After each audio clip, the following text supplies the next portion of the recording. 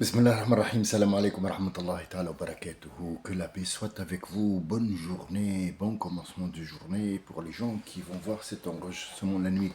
Bonne soirée ou alors bonne nuit. Le temps ici n'existe pas et n'a jamais existé. Je reviens sur un mot que j'ai dit dans l'autre enregistrement qui a précédé celui-là, qui a attiré l'attention d'un ami à nous qui est dans notre discussion, qui nous suit. Le mot barzakh. Barzakh. Al-barzakh, il a été utilisé plusieurs fois. Il a utilisé dans le Coran. Al-barzakh, c'est l'endroit où le prophète alayhi salatu wassalam a pu traverser, et l'ange Gabriel, qui était un ange, une créature de lumière, n'a pas pu.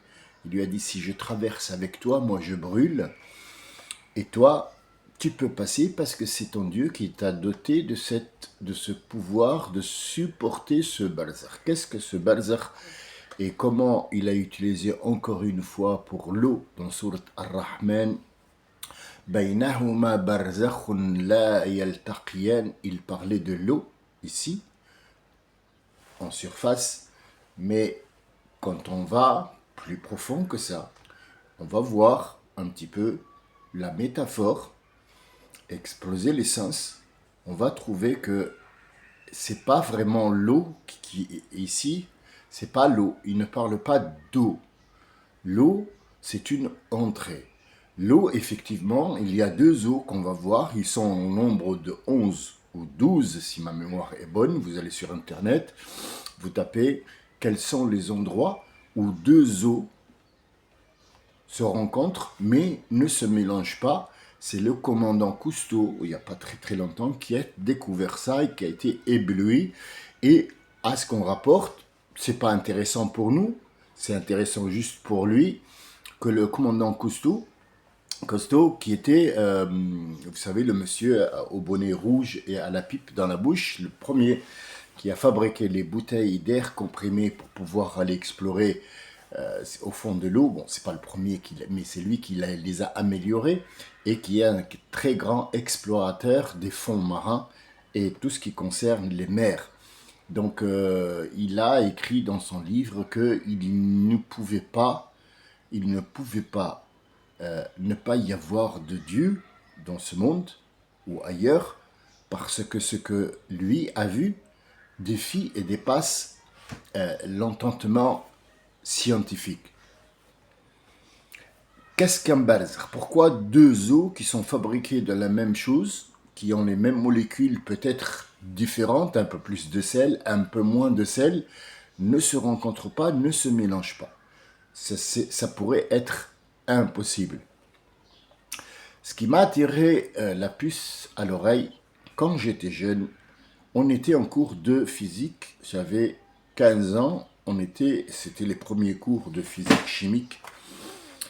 Et le professeur a dit, je voudrais que vous me mettiez de l'huile sur l'eau. On a mis de l'huile tous, mais l'huile est allée jusqu'au fond du verre parce qu'il y avait la projection et l'attraction, mais il est remonté en surface et il est resté sur la surface de l'eau. C'était notre premier cours, rien de spécial pour nous, mais lui, il nous préparait à savoir autre chose.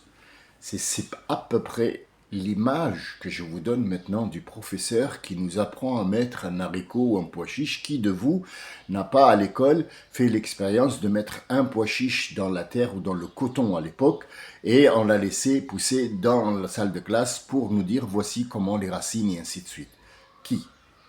À moins que maintenant ils ne le font plus, mais tous les gens de mon époque à moi et de ceux qui l'ont précédé, nous avons vu comment une plante fait les racines en direct parce qu'on ne peut pas les voir sur la terre. C'est pareil pour cette aie, pour ce Coran. On nous prépare, il nous donne une surface qui nous semble anodine, qui nous semble quelque chose qui est banal. Il nous parle de deux eaux qui ne se rencontrent pas. Or, quand je tape sur Internet, l'Internet c'est l'être humain qui l'a fait, C'est des informations que l'être humain a rapportées, qu'il a vues autour de lui, qu'il a mis sur Internet, et ainsi de suite. Tout le monde, ça a fait Wikipédia ou Internet, tout simplement, tout court. Tu trouveras qu'il y a 11 points d'eau, des fleuves d'eau douce, des fleuves saumâtres et douces, de l'eau de mer salée, de l'eau de mer avec un fleuve qui est doux, mais qui ne se mélange pas. Comment ça se fait, sachant que l'eau, si on prend par exemple un seau d'eau qu'on a rapporté de la mer et un seau d'eau de notre robinet et qu'on les mélange, ils se mélangent. Pourquoi ces deux eaux-là ne se mélangent pas malgré qu'ils sont énormes? La science a dit oui, c'est la pression, la science a dit oui parce que les molécules, machin, mais tout ça, ce sont des cacahuètes pour faire boire le gars au bistrot, tout simplement. Ne croyez pas que le barman est très très généreux et il vous aime beaucoup, il vous a mis des cacahuètes salées. Détrompez-vous et ne croyez pas quand vous verrez les crocs d'un lion, ne croyez pas qu'il vous a fait un sourire. Ce sont des proverbes que j'ai traduits pour vous dire que quand on vous met des cacahuètes salées dans un bistrot, c'est pour consommer encore plus parce que le sel va vous donner soif. C'est pareil pour la science. Il faut absolument qu'elle dément tout ce qui est dans le Coran. Pourquoi? Parce qu'elle est rationnelle et elle ne croit pas à l'irrationnel selon eux. Sauf que la science est irrationnelle puisqu'elle n'a pas prouvé, elle n'a pas donné d'explication logique à cette histoire d'eau. Et Dieu, subhanahu wa ta'ala, si le mot, je peux l'utiliser, mais j'ai peur de l'utiliser pour une seigneurie comme Allah Azza wa Jal, il se moque d'eux. Et c'est lui qui le dit, je me moque d'eux, je les laisse dans leur ignorance. En fait, بينهما برزخ لا يلتقيان, tout surat al-Rahman. Rahman, vous allez au surat al-Rahman, près de la fin du Coran. Je ne me souviens pas comme d'habitude du numéro, malheureusement, je n'ai pas cette aptitude à retenir les numéros et l'ordre. Je vais trouver un remède, ne vous inquiétez pas. Surat al-Rahman nous explique. Nous et les autres créatures qui vivent avec nous dans une autre dimension, ce barzakh-là, il est entre deux eaux. L'eau, sachant que c'est l'eau qui a les informations, c'est avec l'eau que notre corps prend les informations.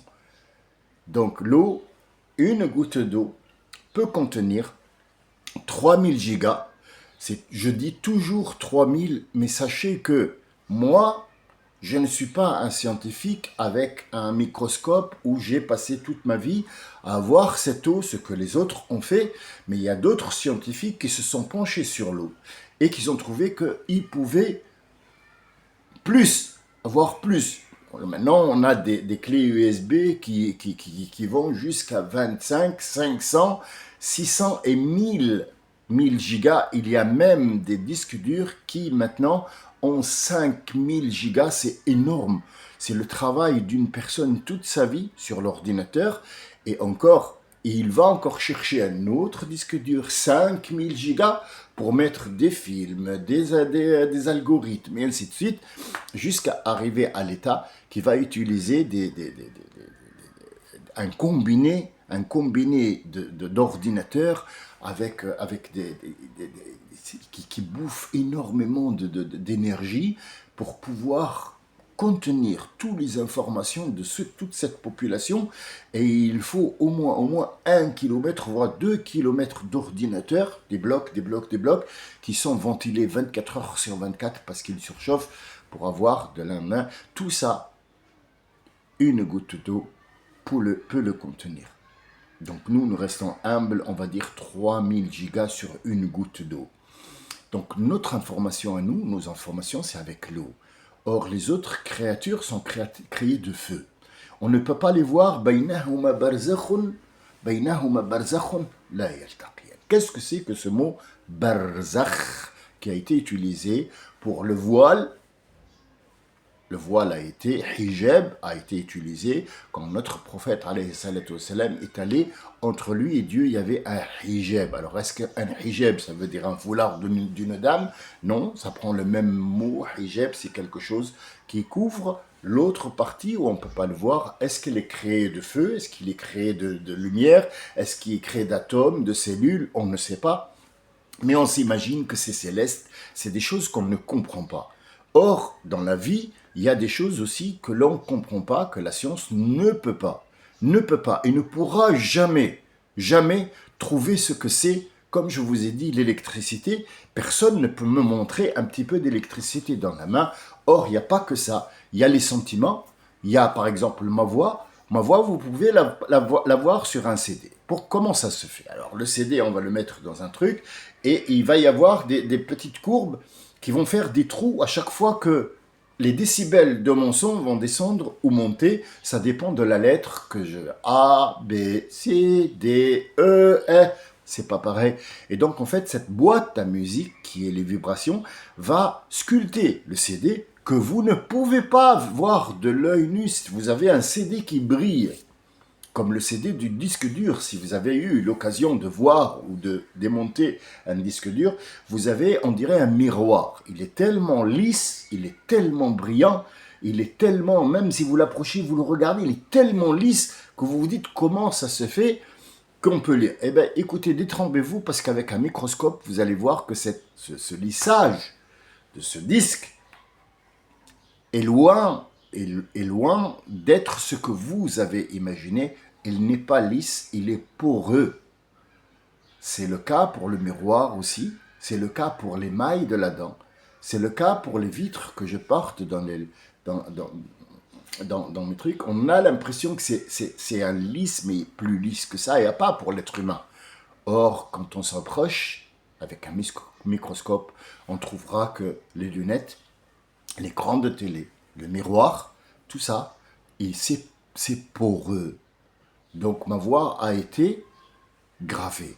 Mais est-ce que quelqu'un peut me montrer ma voix? Montre-la moi. Montre-moi la voix. On ne peut pas. On ne peut pas. L'image, on a vu les pixels. Mais comment tu vois? Comment la réflexion de cette image vient à ton œil, à toi, ou dans ton objectif que tu as fait pour être visible? Ah, c'est moi. Ce sont des pixels que tu as volés et qui sont là. Et les pixels travaillent selon la lumière qui a été donnée. Or, la vision n'est pas possible. Aussi les mots. Tu prononces des mots, tu prononces un son, mais le voir le son, montre-le-moi comme étant une matière, tu ne peux pas. Et la science ne peut pas démentir ça. C'est impossible. On va vous raconter toute une sorte de bobard, mais en fin de compte, vous allez trouver que les premiers qui ont déchiffré le Coran, ce n'est pas qu'on ne peut pas se fier à eux. Et il y a des gens maintenant qui peut-être vont m'insulter par me dire ouais, qu'est-ce que tu nous racontes?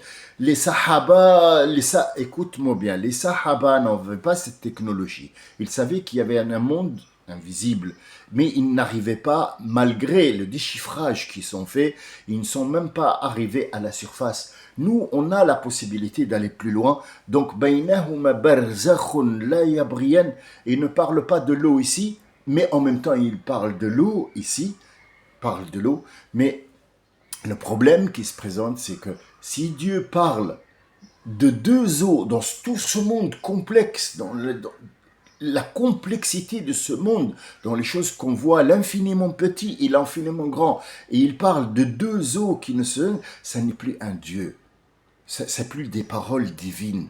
Il faut le savoir, il faut aller de l'avant. Il ne faut pas rester dans la génération qui n'ont pas pu déchiffrer ça parce qu'ils n'étaient pas dans leur siècle. Comment on reconnaît ça? C'est que quand on lit le Coran, il dit, par exemple, dans la même sourate, il utilise le passé, il utilise le futur et surtout le présent. Le présent, c'est dans les défis. Ya ma'shar al-insi wal jinn. Voilà. Là, il s'adresse aux deux catégories dont il parle dans toute la sourate. Ar-Rahman, khalaq al-insan, allama al-Qur'an, khalaq al-insan, allamahu al-bayan. Il parle de l'être humain en premier. C'est lui qui est intéressant Pourquoi? Parce que le Coran, il est donné à lui pour connaître les gens ou les créatures ou les choses qui vivent avec lui dans ce monde-là. Et entre eux, il y a un barzakh. Ce barzakh, on ne peut pas le voir comme on ne peut pas voir, je me répète, l'électricité, la voix, le lui, et ainsi de suite, la réflexion. Sachez qu'il y a un certain, ça c'est une anecdote, c'est pas un hadith qui est rapporté, mais c'était un professeur qui était athée et qui faisait son truc sur l'amphithéâtre et qui a dit toute chose qu'on ne voit pas n'existe pas. Et il y a un élève il lui a dit est-ce que monsieur vous pouvez nous montrer votre cerveau? Il lui a dit je ne peux pas. Il lui a dit donnez-nous au moins montrez-nous avec une photo comment vous réfléchissez. Il lui a dit c'est à l'intérieur de mon crâne. Il lui a dit donc monsieur si je me réfère à ce que vous avez dit, vous n'avez pas de cerveau, puisque votre cerveau, nous ne pouvons pas le voir, donc vous êtes quelqu'un qui n'a pas de cerveau, je ne comprends pas pourquoi vous êtes professeur.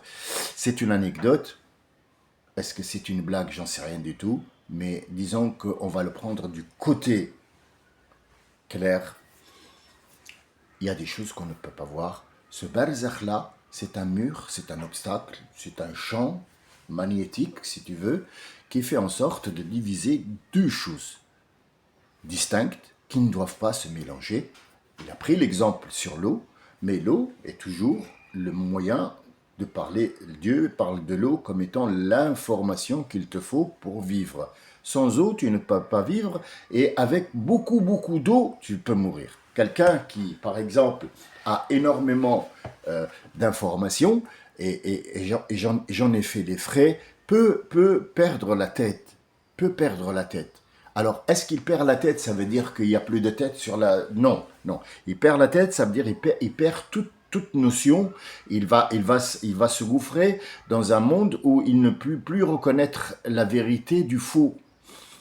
Et pour moi, j'ai frôlé juste ça parce que j'ai découvert des trucs qui, pour moi, me semblaient pas logiques. Donc la deuxième expérience que le professeur nous avait dit, il a dit maintenant vous avez mis l'eau sur l'huile. Maintenant je voudrais que vous mettiez du lait sur de l'eau sans qu'il se mélange. Réfléchissez et allez, réfléchissez. Ah non, non, non, non. C'est pas ce que vous croyez. J'ai rien trouvé du tout, parce que sinon là, je deviens prophète, excusez-moi. Alors le lendemain, personne n'a trouvé, alors moi j'ai fait l'expérience de faire doucement, j'étais allez, tous ils étaient à 3000 km, moi j'étais à peu près à 2700 km. C'est-à-dire tout doucement. Comment je ne pouvais pas savoir, jusqu'à ce que le professeur il a dit, je vais vous montrer, mettez deux verres, un plus haut que l'autre d'un petit centimètre, l'un à côté de l'autre. Un, il y a la moitié haut. L'autre, il est avec du lait. Mettez entre eux un coton. Pourquoi le coton seulement? Pourquoi pas le plastique? Parce que le plastique n'absorbe pas. Le coton absorbe. Il va absorber ce lait avec ses cellules, avec ses trucs, sans qu'il y ait un mouvement. Il n'y a plus de mouvement. Les deux verres sont à peu près stables. Il n'y a plus rien. On reviendra le lendemain pour les voir. On trouvera que le lait qui était dans l'autre verre est passé sur l'eau sans se mélanger avec l'eau, parce que il n'y a pas eu de mouvement brusque. Or, les cellules, on leur a donné une information, passez à travers ce coton et allez vous poser sur les molécules d'eau sans vous mélanger avec. Ça s'appelle un barzakh, dans un autre sens aussi. Donc, le mot barzakh, je ne peux pas aller plus loin pour vous expliquer le mot barzakh plus que ça. Sinon, on va rentrer dans le physique métaphysique et vous allez plus rien comprendre. Donc, prenez l'explication simple que je vous ai donnée ici pour comprendre le mot barzakh. Baynahuma barzakhun la yaltaqiyan. Deux ne se rencontreront jamais. C'est al-jinn ou al-ins. Ils auront un contact comme a eu l'eau et le lait. sauf que c'est à travers quelque chose. Ce quelque chose, c'est le coton. Le coton veut dire aussi quelque chose, comme l'eau veut dire quelque chose. Le coton, le lin, on s'y attardera un autre jour, mais ça sera plutôt des cours de physique chimique et c'est pas vraiment, c'est pas, je pense pas que ce soit ce que vous recherchez. Donc on va passer le numéro 7. Nous en avons trois, des signes de la fin du monde. Et nous passons à le numéro 4, pas 7, parce que je compte à l'envers. Donc on en avait trois, la naissance du prophète, la mort du prophète et le Messie Dajjal. Mais avant le Messie Dajjal, l'Antéchrist, il va y avoir énormément de choses qui vont être visibles. Visibles. Vous allez les voir et vous allez les vivre. Ça s'appelle Al-Haraj. Le prophète les a appelés Al-Haraj. Al-Haraj, c'est un ensemble de gens qui vont faire du bruit et des mouvements pour attirer les autres. C'est ce qu'on regarde maintenant. Les Emmy Awards, les Césars, les Cannes, les je sais pas quoi. Maintenant, ils ont fait les défilés des trucs Black Panther ou je sais pas quoi, les mouvements noirs qui va porter des robes et des trucs. Il y a les défilés des mannequins pour les trucs. Et à chaque fois, il y a toujours un rassemblement, un concert pour donner de la musique, un concert pour faire je sais pas quoi, un jeu. Tout ça, ça s'appelle Al-Haraj. Il y aura un certain moment où le Haraj sera l'attraction principale des gens.